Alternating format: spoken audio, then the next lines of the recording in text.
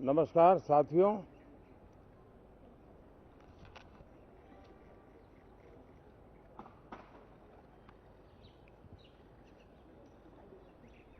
शीतकालीन सत्र है और माहौल भी शीत ही रहेगा।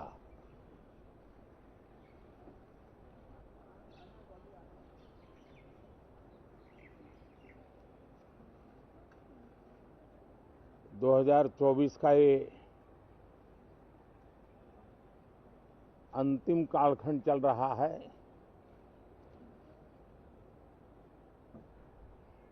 देश पूरे उमंग और उत्साह के साथ 2025 के स्वागत की तैयारी में भी लगा हुआ है। साथियों, संसद का ये सत्र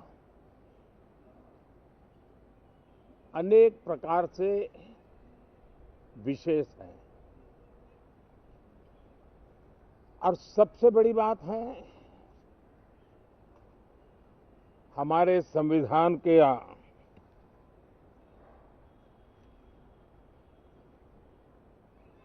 75 साल की यात्रा, 75वें साल में उसका प्रवेश, ये अपने आप में लोकतंत्र के लिए एक बहुत ही उज्जवल अवसर है। और कल संविधान सदन में सब मिलकर के इस संविधान के 75वें वर्ष की उसके उत्सव की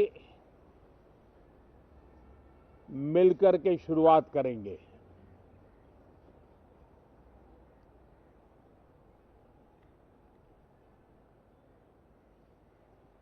संविधान निर्माताओं ने संविधान निर्माण करते समय एक एक बिंदु पर बहुत विस्तार से बहस की है और तब जाकर के ऐसा उत्तम दस्तावेज हमें प्राप्त हुआ है। और उसकी एक महत्वपूर्ण इकाई है हमारी संसद। हमारे सांसद भी और हमारी संसद भी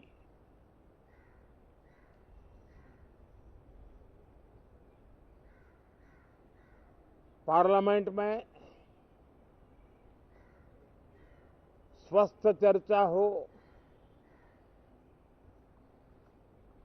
ज्यादा से ज्यादा लोग चर्चा में अपना योगदान दें। दुर्भाग्य से कुछ लोगों ने अपने राजनीतिक स्वार्थ के लिए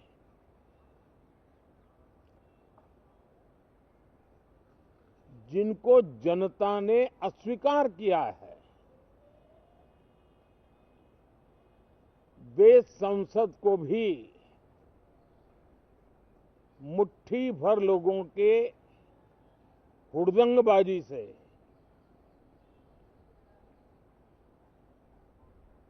कंट्रोल करने का लगातार प्रयास कर रहे हैं।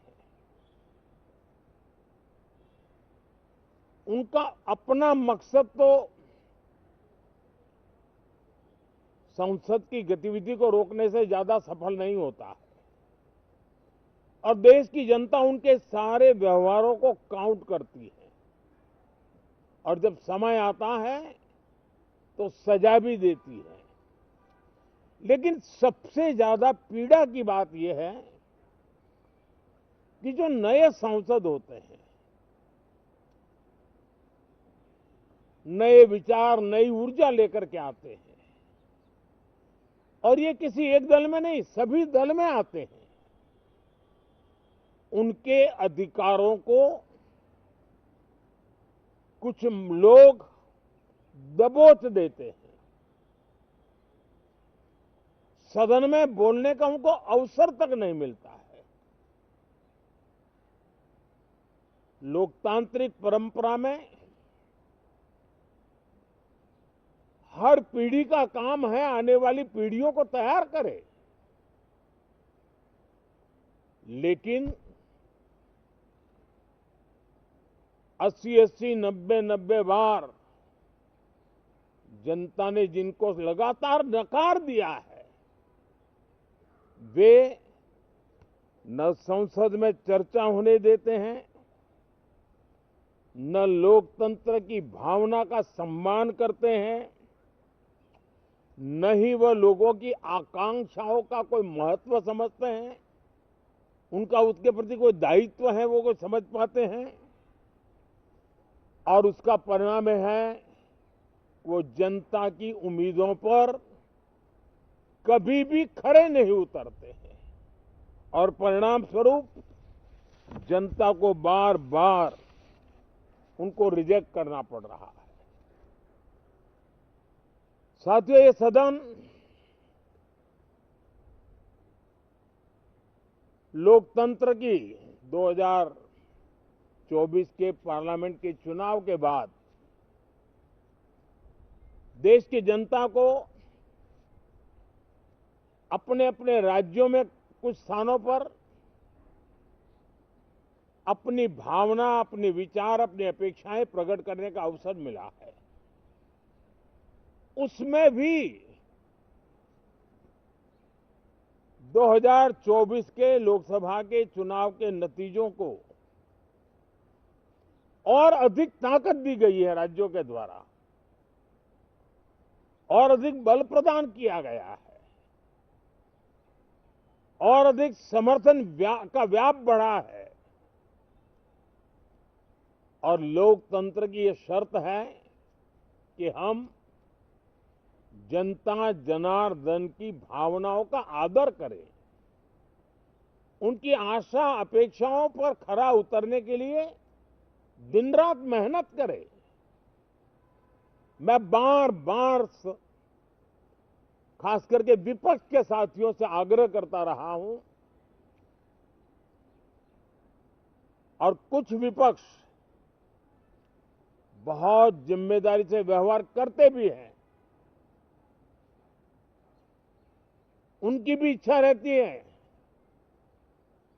कि सदन में सुचारू रूप से काम हो, लेकिन लगातार जिनको जनता ने नकार दिया है, वे अपने साथियों की बात को भी दबोच देते थे, उनकी भावनाओं का भी अनादर करते हैं, लोकतंत्र की भावनाओं का अनादर करते हैं। मैं आशा करता हूं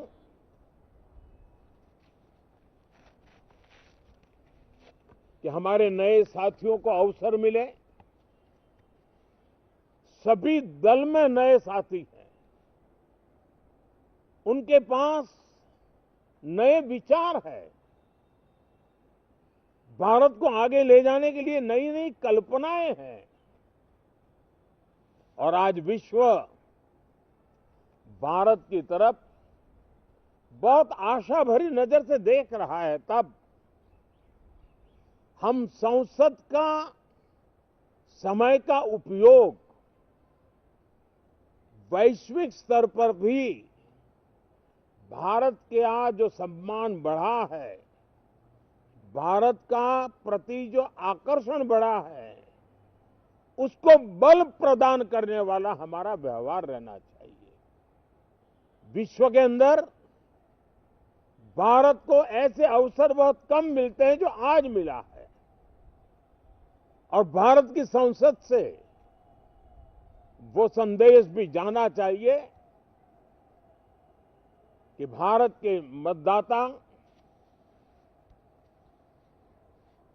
उनका लोकतंत्र के प्रति समर्पण, उनका संविधान के प्रति समर्पण, उनका संसदीय कार्य पद्धति पर विश्वास, संसद में बैठे हुए हम सबको जनता जनार्दन की इन भावनाओं पर खरा उतरना ही पड़ेगा। और समय की मांग है, हम अब तक जितना समय गंवा चुके हैं उसका थोड़ा पश्चाताप करें और उसका परिमार्जन करने का उपाय यही है कि हम बहुत ही तंदुरुस्त तरीके से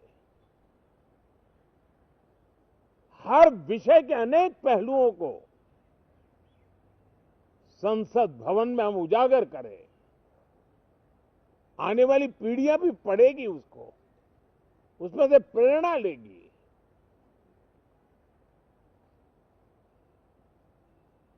मैं आशा करता हूं कि ये सत्र